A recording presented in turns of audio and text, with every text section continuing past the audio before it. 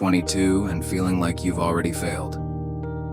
It's 2 a.m., you're lying in bed. Your phone screen is still glowing.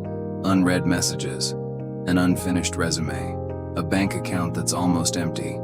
And for the first time in a while, you quietly ask yourself, am I falling behind everyone else? You're 22. The age people always say is supposed to be the best time of your life. But strangely, for a lot of people, this is also the age where they secretly feel like failures. Not the dramatic kind of failure, not losing everything, not hitting rock bottom, just the kind of failure that's hard to explain. You wake up every morning without really knowing what you're working toward anymore. You scroll through social media and watch your friends getting jobs, moving cities, building businesses, falling in love, becoming someone. And slowly, you start hating your own life. Some days you're not even sad, but you're not happy either.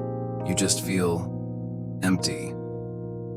And the scariest part is, nobody notices. According to research from the American Psychological Association, Gen Z has reported higher levels of anxiety, emotional exhaustion, and feelings of worthlessness than any previous generation. More than 60% of young adults under 25 say they constantly feel like they're not enough, even though their lives have barely started. Yet isn't that insane? We're living in the most connected, opportunity-filled era in human history. Yet somehow, we've become one of the most emotionally exhausted generations alive. Back then, being 22 meant learning how to live. Now, being 22 feels like an invisible competition. You're expected to make money early, figure out your purpose fast, build a personal brand, heal your trauma, stay productive, stay attractive, stay motivated, stay busy, and if you can't keep up, you feel like you're losing. Some people are only 22 years old, but mentally, they already feel 40. There was a guy who once said he spent hours every night scrolling through LinkedIn. Old classmates were working at huge companies. Some were making six figures, some moved abroad, some launched startups. Meanwhile, he was still sitting alone in a tiny bedroom, having no idea where his life was going. And then he said something that hurt in a very real way. I'm not scared of being poor. I'm scared that I'll spend my whole life becoming nobody. And honestly, a lot of people listening to this probably understand that feeling more than they want to admit. The terrifying part about being 22 isn't failure itself. It's feeling invisible in a world full of people who seem smarter, happier, more successful, more certain about everything. So you start comparing yourself constantly without even realizing it. The human brain was never designed to process the lives of thousands of people every single day. But social media made that normal. Every time you see someone succeeding, your brain releases dopamine. But dopamine online is strange. It doesn't create lasting happiness.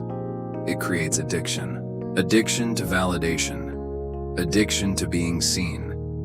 And pain whenever you feel less than everyone else. So you keep scrolling. The more you scroll, the worse you feel. And the worse you feel, the more you scroll again, a silent loop slowly dragging people deeper into emotional exhaustion. And little by little, you start losing connection with yourself. You laugh less. You text people less. You stop explaining what's going on in your head. Things that once made you feel alive.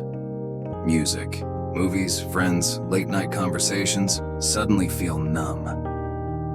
Not because you changed, but because your emotions are shutting down. Psychology calls this emotional numbness, a survival response. When the brain experiences stress for too long, it slowly reduces emotional sensitivity just to keep you functioning. Sounds terrifying, doesn't it? Your body is still alive. You still go to school, still go to work, still answer texts, still post stories. But inside, everything feels strangely quiet. You don't cry as much anymore, but you don't really feel happiness either. And honestly, that's the most dangerous kind of exhaustion. Because from the outside, you look completely fine. Sometimes even you tell yourself, maybe I'm just lazy, but you're not. Your nervous system is exhausted. When dopamine gets overstimulated for too long by social media, pressure, comparison, and constant noise, your brain eventually starts emotionally shutting down. You stop feeling excited about the future. You stop looking forward to things. Every day starts feeling exactly the same. And maybe the saddest part is, you begin missing the old version of yourself. The version that laughed easily. The version that had dreams. The version that genuinely believed life would somehow work out. Some nights you stare at the ceiling for hours. Not sad, not happy, just empty. A kind of emptiness that's impossible to explain. You don't want to die, but you also don't really want to wake up tomorrow either. And maybe that's what so many young people are silently carrying right now. In a world where everyone pretends they're okay, millions of people are quietly breaking inside. If you feel that way, please remember this. Losing your emotions doesn't mean you're heartless. It usually means you've been trying to survive for too long. And the thing hurting young people the most today isn't loneliness, it's isolation. Isolation is different from loneliness. Loneliness is being physically alone. Isolation is being surrounded by people and still feeling like nobody truly understands you.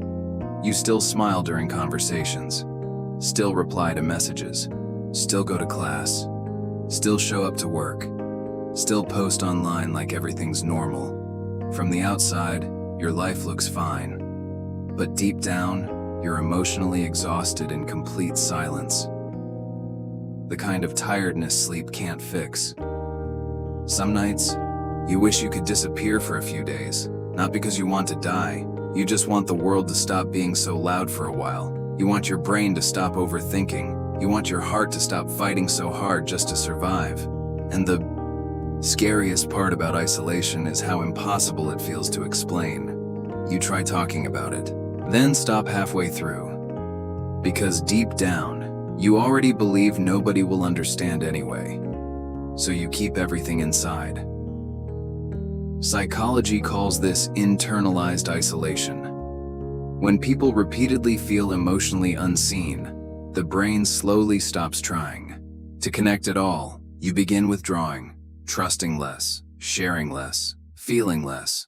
And one day, you realize you've been lonely for much longer than you thought. The strange thing is, human beings have never been more connected than we are right now. We can message hundreds of people instantly, watch thousands of lives through a screen every day. And yet, the more connected we become online, the more emotionally disconnected many people feel inside. Because what humans truly need isn't attention, it's emotional connection. Someone who genuinely understands your inner world, a place where you don't have to pretend you're okay all the time. Some people seem extremely outgoing, but cry alone at night. Some people spend their whole lives making everyone else laugh, but can't remember the last time they genuinely felt happy themselves. And maybe you're one of them too. You're not weak, you've just been emotionally alone for too long. Maybe what young people need most right now isn't more motivation. Maybe they just need a safe place to finally say the truth is, I'm not okay. A lot of people think, maybe I'm just lazy, maybe I'm useless, but sometimes your nervous system is simply exhausted. Young people today aren't only carrying the pressure to survive, they're carrying the pressure to become extraordinary. Years ago, people only wanted stability. Now everyone feels pressured to become impressive, and that's why so many 22-year-olds walk around believing, I'm still not enough. Here's something people rarely talk about. A lot of successful people are lonely too. Some people make money but can't sleep at night. Some become famous but no longer feel emotionally connected to anyone. Some people look perfect on Instagram. While crying alone in the bathroom at 3 a.m., social media only shows the highlights. Nobody posts the moments where they feel completely lost. So eventually, you start believing you're the only one struggling to figure life out. But you're not. So, many people in their 20s are quietly living through an identity crisis, that strange phase where you're no longer a child, but you don't fully feel like an adult either. You start asking yourself questions like, what kind of life do I actually want? Am I living for myself, or just trying to meet expectations? If I disappeared tomorrow, would anyone truly miss me?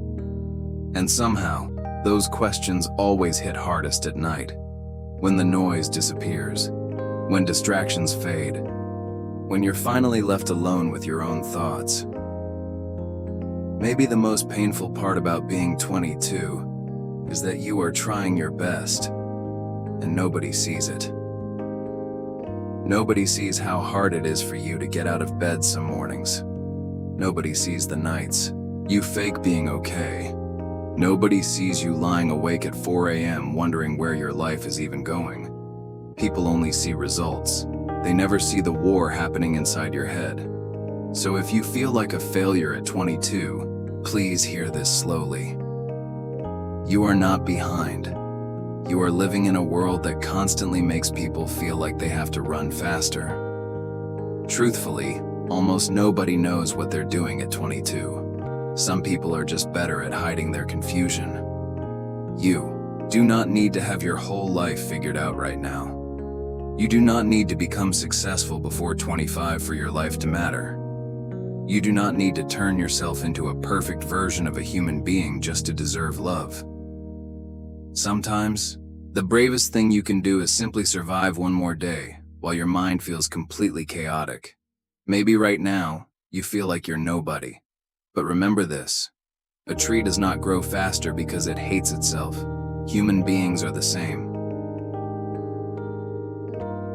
Healing takes time. Growing takes time. And honestly, the fact that you're still here, still listening, still trying to hold yourself together, is already a victory. So if nobody has told you this today, let me say it for them. You are not a failure because you haven't made it at 22. You're just tired. You're trying to survive in a world that never stops demanding more from you. And maybe none of this was ever entirely your fault. It's 2 a.m. now. I just hope that after listening to this, you'll hate yourself a little less tonight.